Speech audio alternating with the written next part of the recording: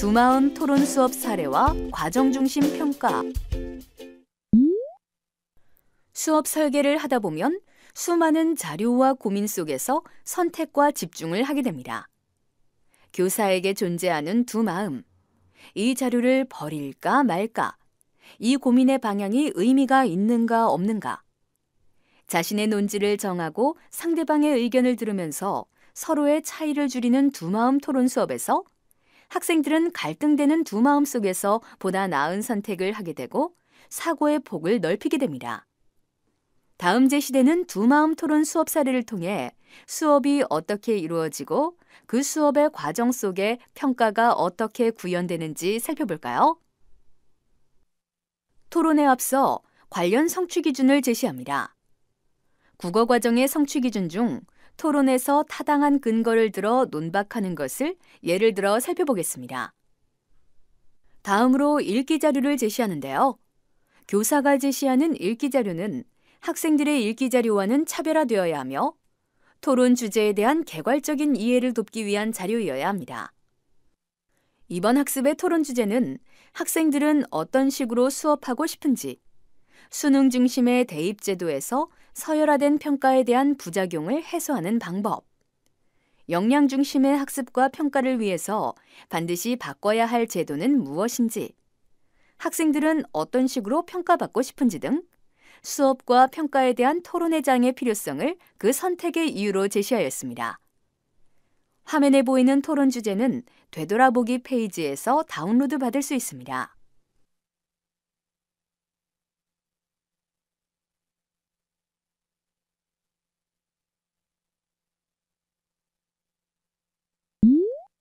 질문을 통한 토의 주제를 결정하는 과정을 살펴보겠습니다.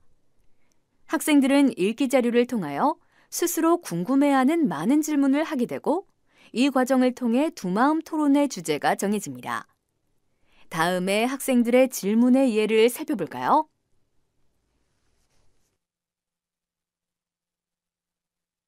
위 질문들을 범주화하면 기계화 학습에 대한 질문이 1, 7, 9, 12, 18, 20번이었고 상상의 가치와 창의력 저하에 대한 것이 2, 4, 5, 6, 11, 14, 16, 17번이었습니다.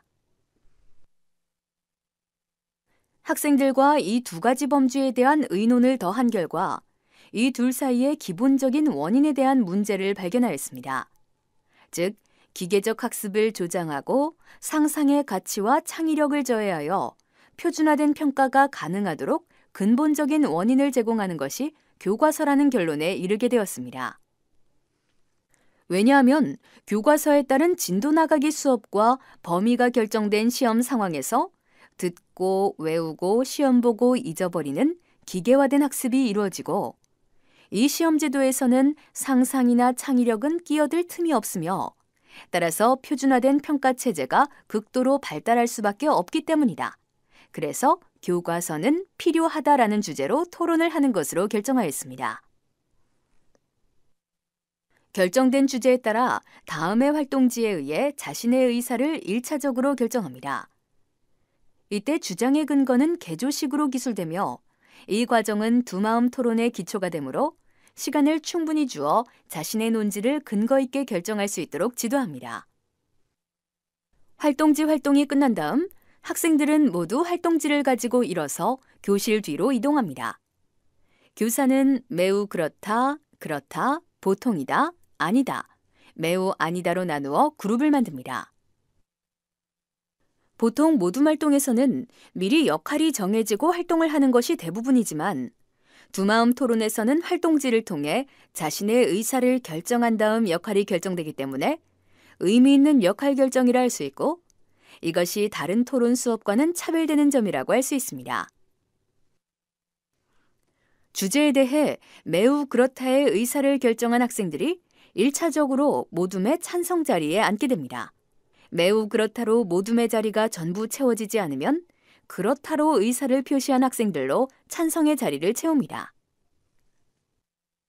같은 이치로 매우 아니다의 의사를 표시한 학생들로 반대의 자리를 채우고 아니다로 의사를 표시한 학생들까지 반대 자리에 앉게 합니다. 주제에 따라 찬성과 반대의 학생이 조화롭게 분포될 수도 있으나 그렇지 않을 경우 보통의 의사를 표시한 학생들로도 찬성과 반대의 자리가 채워지곤 하는데 이는 학생들이 자신의 의사를 뚜렷이 결정하지 못하는 경우가 종종 있기 때문입니다. 이때는 보통의 의사를 표시한 학생들 중 찬성과 반대의 의견에 좀 더 동조하는 학생들의 의견을 물어 자리를 배치합니다. 남은 보통의 의사표시 학생들에게 중립자와 관찰자의 역할을 배분합니다. 중립자는 토론이 끝난 후 들은 것에 의해서만 발표를 해야 하고 관찰자는 적은 것을 바탕으로 발표를 하므로 들으면서 내용을 종합하고 의사를 결정하여 발표할 수 있는 학생이 중립자, 적은 것을 바탕으로 발표할 수 있는 학생이 관찰자가 됩니다. 모둠의 역할이 정해지고 자리가 배치되면 다음 활동지를 관찰자에게 나눠주고 각자의 역할과 두마음 토론이 이루어집니다. 관찰자는 역할에 따른 조원의 이름을 적고 조 이름도 결정하여 적습니다. 찬성과 반대의 의견은 개조식으로 적습니다. 토론이 시작되기 전에 주제에 대해 중립적인 의사를 결정했던 중립자는 토론이 진행되면서 더 많은 논지를 제시하여 설득당한 쪽으로 자신의 의사를 결정하여 발표합니다. 관찰자는 찬성과 반대 의견에 대한 발표를 하고 관찰된 내용을 바탕으로 자신의 의사를 결정합니다. 그리고 다음 표에 의해 주제에 대한 자신의 생각을 최종적으로 표현합니다. 두마음 토론에서 동료 평가는 중립자와 관찰자는 찬성과 반대 토론자만을, 찬성과 반대 토론자들은 중립자와 관찰자만을 평가합니다. 보통의 모둠 활동에서 보여지는 모둠원 모두에 대한 동료 평가는 이루어지지 않고 의미 있는 평가 대상자만을 평가한다는 면에서 활동에 더 집중할 수 있고 평가도 매우 의미 있다고 말할 수 있습니다. 모둠 간 평가는 각 모둠의 발표자, 즉 중립자와 관찰자의 설득력 있는 발표에 의해 결정됩니다. 중립자는 두마음 토론의 모든 활동을 조정하고 찬성과 반대 토론자의 논지를 잘 들으면서 자신의 의사를 결정해 발표를 해야 하므로 두마음 토론에서 가장 중요한 역할이라 할 수 있습니다. 평가지를 작성하는 방법에 대해 살펴보겠습니다. 자기성찰 평가는 두마음 토론에서 자기성찰 평가는 활동 전반에 대한 자신의 역할 수행에 대해 성찰하고 반추하며 평가합니다. 인지적 영역에서는 내용 분석력과 창의적 유목화를, 정의적 영역에서는 책임감을 비롯한 상호작용에 대해 평가 내용을 바탕으로 평가 척도를 상중하로 기재합니다. 중립자는 찬성과 반대 토론자의 활동에 대해서만 평가할 수 있습니다. 모든 설득의 과정을 통해 토론자들이 보여주었던 논지에 대한 분석과 설득하기 위한 표현력을 위주로 평가합니다. 찬성과 반대 토론자는 중립자의 경청의 태도, 공감의 태도에 대해 평가합니다. 관찰자, 찬성과 반대 토론자는 중립자의 경청의 태도, 공감의 태도에 대해 평가합니다. 관찰자는 토론자에 대해 관찰된 의견을 바탕으로 찬성과 반대 토론자만을 평가합니다. 찬성 및 반대의 경우 각각 내용면에서 자신의 논지를 일관되게 주장하고 있는지, 표현 시 설득을 제대로 하고 있는지를 평가합니다.